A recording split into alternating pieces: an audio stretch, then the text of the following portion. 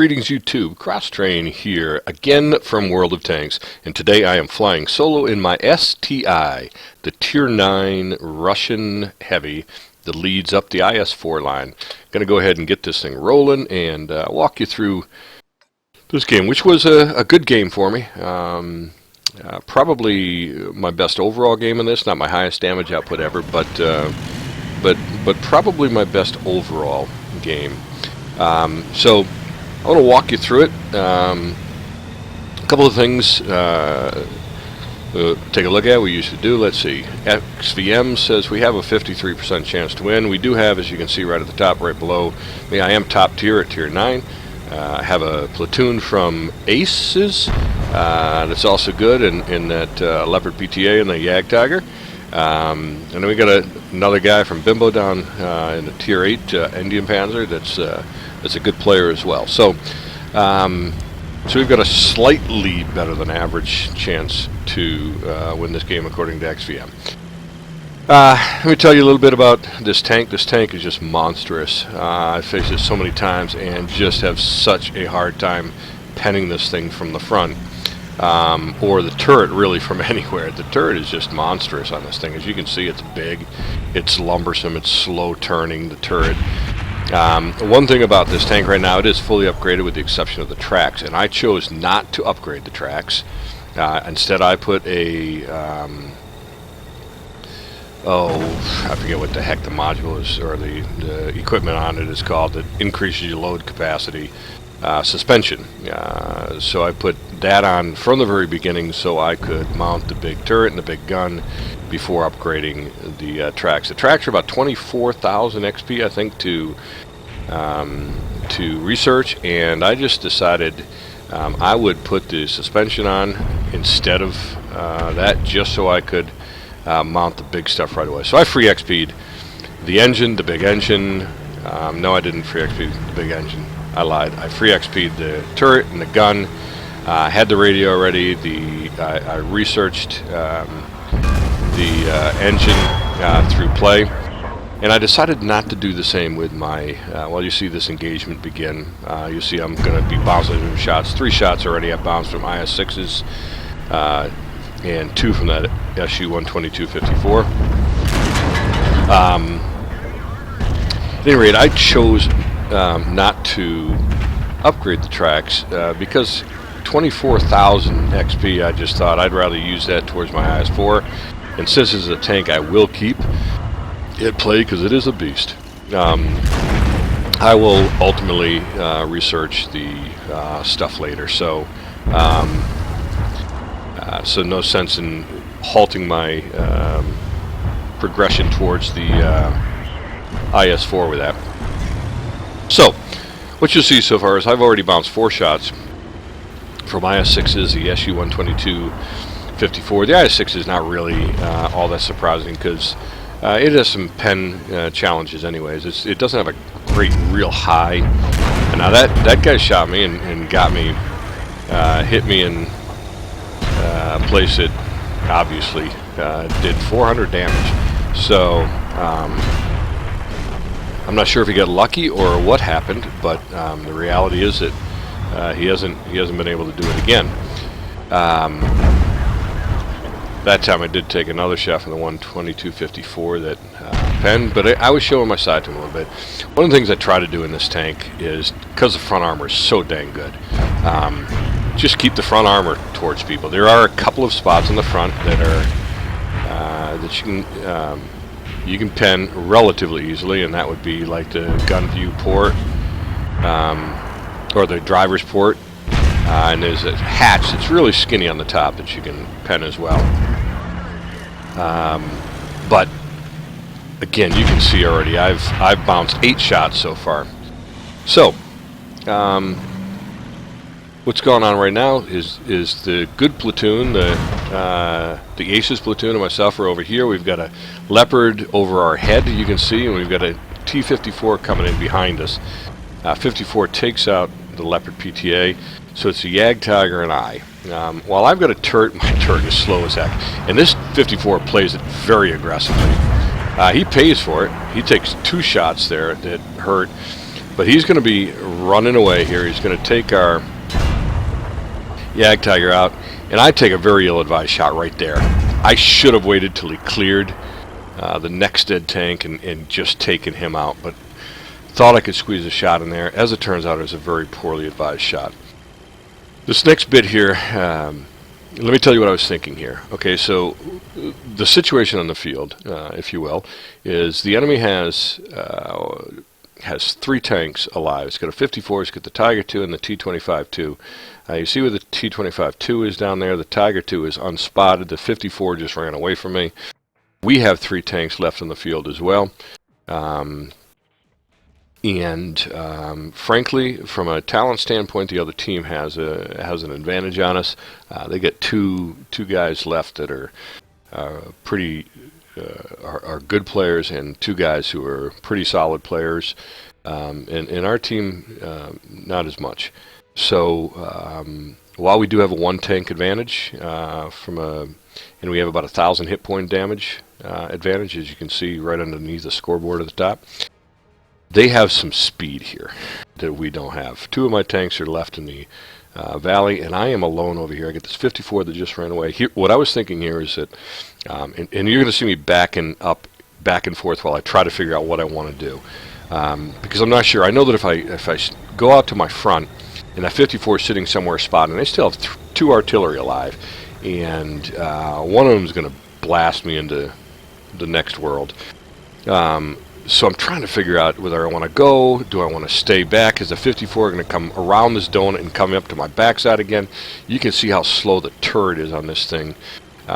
So if he gets around and does a circle jerk on me, then I'm pretty much dead. I finally decide that I got to roll. So we lose our Roomba, and they lose at 25-2, and so I'm just really worried about this 54 spotting me. But I'm going to speed this up because just do a little slow driving bit. But as I saw right here, okay, the 54 went back, and he's going to go arty hunting. So I am probably safe because the Tiger 2 is now spotted. I am probably safe to drive across this field here to get myself into place. I was pretty excited that our FCM took the Tiger 2 out. Their 54 is making quick work of our Arty. Right now, I'm trying to tell this FCM to get back to the base. If we can double team this 54, then I think we've got a chance. So that's what I was thinking. So let me pause it right here. The 54 just killed our Arty. As you can see, well, I was just double time, but this tank it lumbers a little bit. If this FCM, who is now up in Bravo 3, had turned around and come back, there's a possibility that between he and I, we could have cornered this 54. My play if I'm in the FCM is I forget about Arty for a minute. I try to stay Arty safe, but I come back and help my other tank, which is in this case me, to try to take their last battle tank off the field. If we can go against their Arty with 2 tanks, then I like our chances a lot more. So the 54 just killed our last Arty. I know he's going to go dark in a minute. I don't have great view range on this tank, so I'm just hoping I get up to the top of this hill before he goes dark. So I'm pushing up there. I'm going to get up there, and when I get there, he sure enough is still lit. So I settle to try to get a shot, and he goes dark. That right there may have been the most clutch pub match shot I've ever made right there. Even before my circle was fully aimed, took that shot just knowing that if I let it go that he's going to swerve or he's going to do something to avoid my shot. He was a good player. So I took a shot hoping that he was just running straight and clutched it out. So that was very good. Meanwhile, back in the north, our FCM ran straight into the S-51 and got wasted. So, bad call. But anyways, it is what it is. So it's now me against 2 Arty. This is a dangerous situation just because, again, I'm slow, I'm lumbering, I'm a perfect target for Arty. For all you newer players, I am going to work really hard, and you'll see me avoiding things like hay bales and trees, not to knock him over so that I don't let Artie know exactly where I am. Somebody had pinged the map up around Bravo 6, so I'm going to go check that out first. The problem in the danger here, of course, is that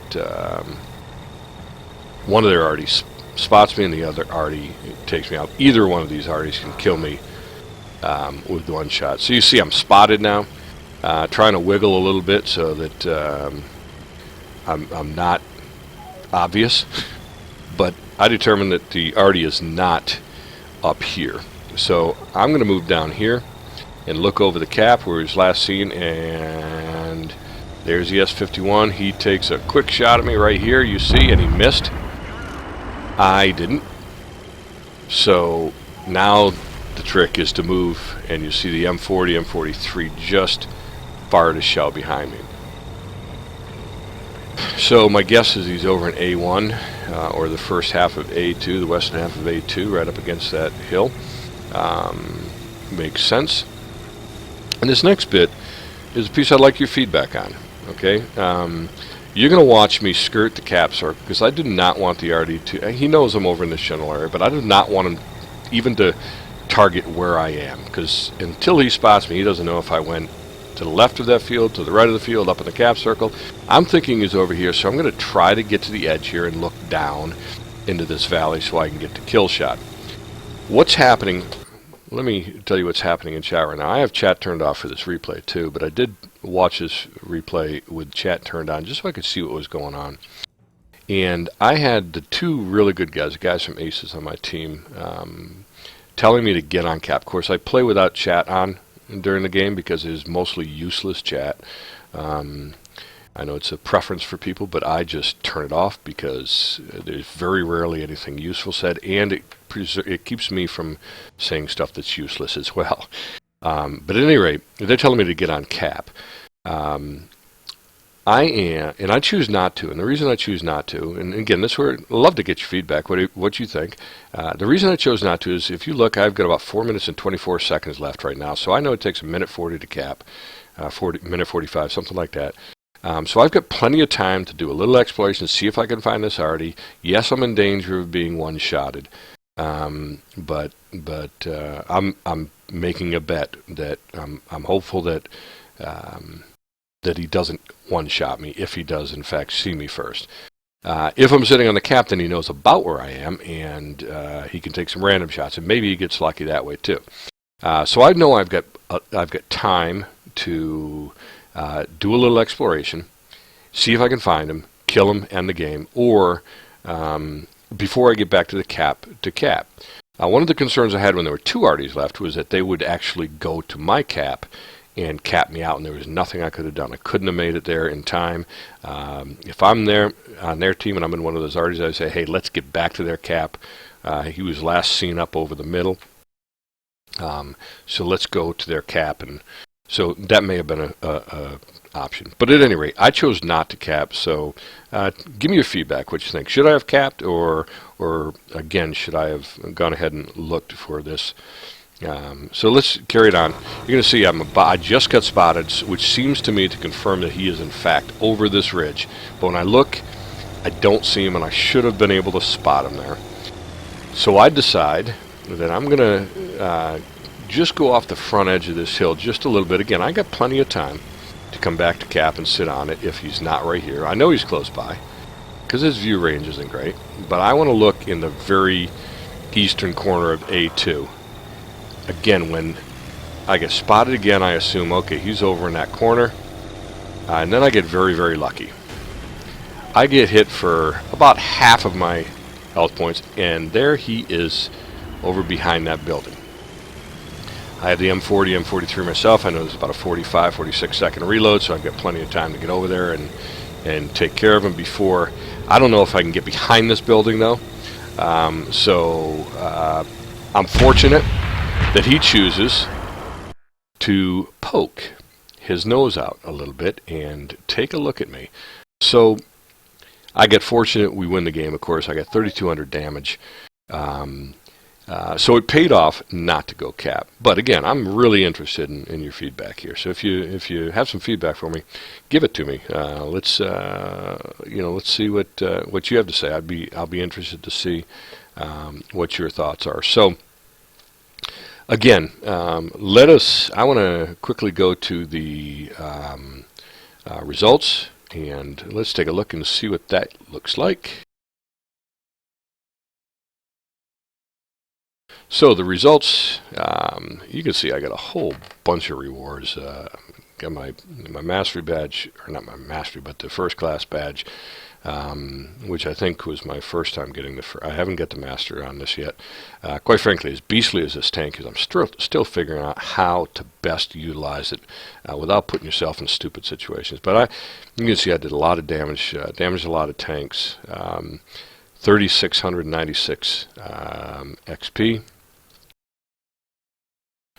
Got 1,232 XP straight up. Just the base XP is 1,232. So that's a pretty good result. As you can see, I had 3,551 damage. So there was an invisible shot. Oh yeah, on that T-54.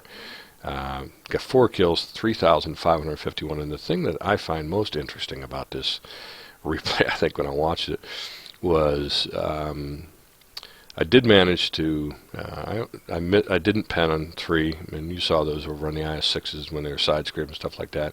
Did 3,551 damage, 14 shots I received, so I did win steel wall. 8 of them non-pen, so I bounced 8 of the 14 shots, which is pretty standard in this. You can see that I did 3,210 blocked by armor damage, which is pretty sweet. And that's not unusual for this tank. And this is the interesting thing to me. 2,058 spotting damage or track damage. So that's pretty interesting. Most of it was over on those, it was on these IS-6s here, and the T-54. I got some, and then where it's over here. It was on the KV-5, the IS-6, and the other IS-6. So they're all over on that, around the hill there. So again, this was a fun game. It was again probably my best game in this tank. I've had over 4,000 damage in this tank. I'm really young in my STI career, but I love it. So it's a good game, good tank. So again, I just wanted to bring this to you because there are a couple of things I wanted to get your feedback on. So let me know what you think I should have done. Should I have capped? Obviously, it turned out okay the way it played out, but what would you have done in that situation? I'd love to see you like the video, subscribe to the channel if you're not subscribed already, and leave me some thoughts and ideas as to what you might have done in that situation. So until next time, this is Cross Train from World of Tanks, and once again, I'll see you on the battlefield, and peace to you.